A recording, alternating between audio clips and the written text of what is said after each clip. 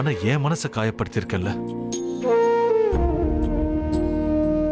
ஒரு பக்கம் என் கூடவே பிறந்த என் தங்கச்சி என்னை ஏமாத்திருக்கா, இன்னொரு பக்கம் நான் தொட்டு தாலி கட்டின பொண்டாட்டி ஏமாத்திருக்கா. அப்படியெல்லாம் இல்லைங்க. நான் எப்படியாவது உங்களுக்கு உண்மையை புரிய வைக்கணும்னு நினைச்சேன். மத்தபடி உண்மையை புரிய வைக்கணுங்கிறதுக்காக நீ என்ன ஹர்ட் பண்ணிருக்க வேண்டிய அவசியம் இல்லையே. நீ வேற வழியில கூட எனக்கு புரிய வச்சிருக்கலாம்ல. என் கூடவே இருந்து கூட ஆலியா பத்தின உண்மையை என்கிட்ட சொல்லிருக்கலாம்ல.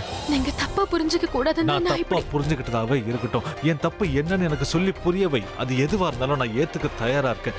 என் குண்டச்சி என்கிட்ட வந்து சேர்ந்தா அதுவே எனக்கு போதும்.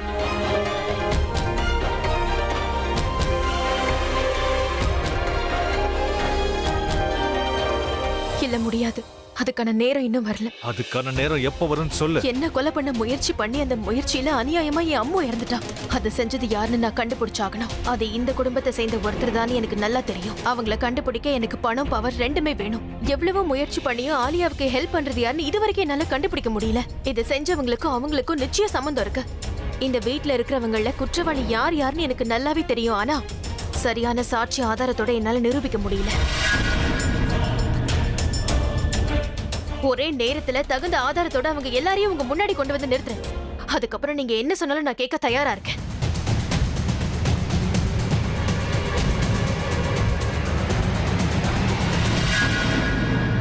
இவ போய் சொல்ற அபி. இவளுக்கு இந்த ப்ராப்பர்ட்டியை விட்டுட்டு போகிறதுக்கு மனசு இல்ல, ஒன்ன விடவும் மனசு இல்ல. ஏன்னா நீதான் இவளோட ஏடிஎம் மிஷின் சொல்லிருக்கால. அதான் உன்னை எமோஷனல் ஃபூல் ஆக்கணும்னு பாக்குறா. இவ்வளவும் தெரிஞ்சவ யார் இவளை கொலை பண்ண முயற்சி பண்றாங்க அதையும் சொல்ல வேண்டியதானே? உண்மையை சொல்லணும்னா இந்த வீட்டுல இவ அளவுக்கு கிரிமினலா யோசிக்க வேற யாருமே இல்ல. அந்த குற்றவாளிங்க எல்லாரும் இந்த வீட்டை சேர்ந்தவங்கல்ல, வெளியாளும் இருக்காங்க. அது நீயாவும் இருக்கலாம். நல்லா இருக்கே. ஒன்னால எதுவும் ப்ரூவ் பண்ண முடியலங்கிறதுக்காக என் மேல பொய்யா பழி போடலான்னு பாக்குறியா? ஆனா நீ எந்த அளவுக்கு பொய்யானவன்னு என்னால ப்ரூவ் பண்ணி காட்ட முடியும். அபி, இவ பேச்ச கேட்காது. இவ மறுபடியும் ஏதோ பிளான் பண்றா, ஏதோ நாடகம் ஆடுறா. ஆலியாவை மாட்ட வைக்க நான் தான் பிளான் பண்ணேன்னு எவ்வளவு பெருமையா சொன்னான். இவ்வளவு விஷயம் தெரிஞ்சிருந்தோம் ஆரம்பத்திலே இத பத்தி நம்ம கிட்ட எல்லாம் ஏன் சொல்லலன்னு நீயே கேளு அபி. இவ ஆடின இந்த நாடகத்தினால பாட்டிக்கு சடனா உடம்புக்கு முடியாம போயிடுச்சு. ஒருவேளை அவங்களுக்கு மட்டும் ஏதாவது ஆயிருந்தா இவள பதில் சொல்லுவா. கேளு அபி, ஏன் இப்படி பண்ணான்னு கேளு. உனக்கு நடந்த எல்லா உண்மைகளும் முன்னாடியே தெரியும்னா அது ஏன் நீ என்கிட்ட சொல்லாம மறைச்சு? ஏன்னா நான் ஃபிங்கர் பிரிண்ட்ஸோட ரிப்போர்ட்ஸ் வரட்டும்னு வெயிட் பண்ணிட்டு இருந்தேன். அது நேத்து நைட்டே வர வேண்டியது. அந்த ரிப்போர்ட்ஸ் வந்து குற்றவாளி யாருன்னு தெரிஞ்சிருச்சுன்னா இந்த பிரச்சனைக்கெல்லாம் ஒரு முடிவு கிடைச்சிடும்னு நினைச்சேன். அதுக்குள்ள பாட்டியோட உடம்புக்கு இப்படி ஆகணும் நான் கொஞ்சம் கூட எதிர்பார்க்கல. ரிப்போர்ட்ல என்ன வந்துச்சு? அந்த ரிப்போர்ட்ஸ்ல யாரோட ஃபிங்கர் பிரிண்ட்ஸும் மேட்ச் ஆகல. ஆலியாவோட ஃபிங்கர் பிரிண்ட்ஸ் மேட்ச் ஆகும்னு எதிர்பார்த்தேன், ஆனா ஆகல. இப்ப வரைக்கும் அம்மாவை கொலை பண்ணவங்களை என்னால கண்டுபிடிக்க முடியல. ஆனா நான் அது யாருன்னு கண்டுபிடிக்காம விட மாட்டேன். அதுக்கு முதல்ல அந்த டெக்கரேட்டர் எங்க இருக்கான்னு நான் கண்டுபிடிச்சாகணும். அவனை கண்டுபிடிச்சாதான் இதுக்கு பின்னாடி இருக்கிற எல்லாரையும் பிடிக்க முடியும்.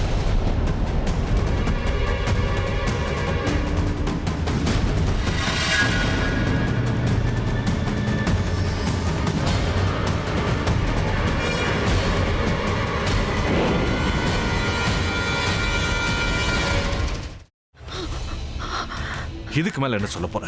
சொல்றதுக்கு வேற ஏதாவது பொய் இருந்தா சொல்லிடு. அவதான் என்ன ஏமாத்தி எல்லாத்தையும் என்கிட்ட இருந்து பறிச்சிட்டான்னு பார்த்தா நீயும் இப்போ அதே தான் பண்ணிருக்க. ஏன் ஆலியா, ஏன் இப்படி பண்ண? இந்த உலகத்துல பாட்டிக்கு அப்புறம் நான் யார் மேலேயாவது உயிரியே வச்சிருக்கேன்னா அது ஊ மேலதான் உனக்கு தெரியாதா? ஏன் இப்படி பண்ண ஆலியா? உனக்கு காசு பணம் அவ்வளவு முக்கியமா போயிடுச்சு.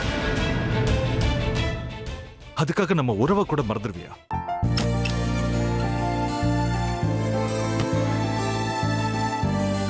சக்தி சக்தி, ஒரு நிமிஷம்.